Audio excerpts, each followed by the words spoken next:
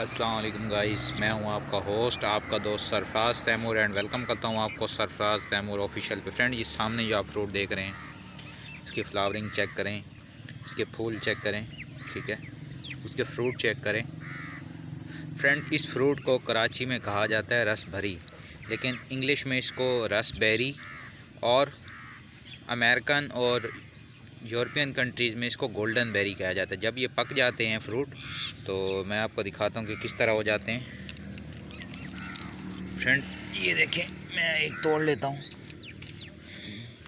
ये देख, कुछ इस तरह हो जाते हैं, और भी तोड़ लेते हैं। और ये विटामिन सी का नेचुरल सोर्स है फ्रेंड्स। ये देखें, गोल्डन इसलिए कह रहा हूँ कि जब ये सूखते हैं तो गोल्डन हो जाते हैं, इनके छिलके ग्रीन से गोल्डन हो जाते हैं, ठीक है। इसमें फ्रूट भरा हुआ होता है।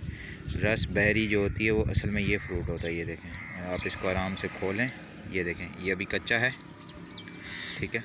जब ये पक जाएगा, ये विटामिन सी का नेचुरल सोर्स है, और कराची में ये बहुत महंगा बिकता है, ठीक है।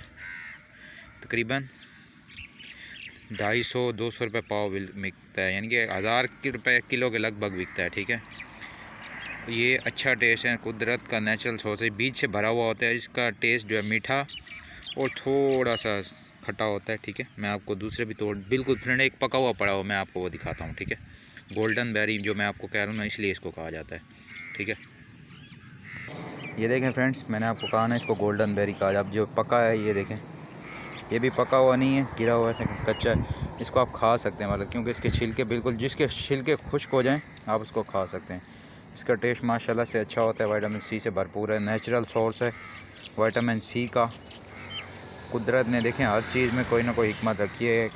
पाकिस्तान के बड़े शहरों में ये बिकता है, हार्वेस्ट होता है, और पंजाब साइड पे तो ये ऐसे ही उगाता है, ठीक है।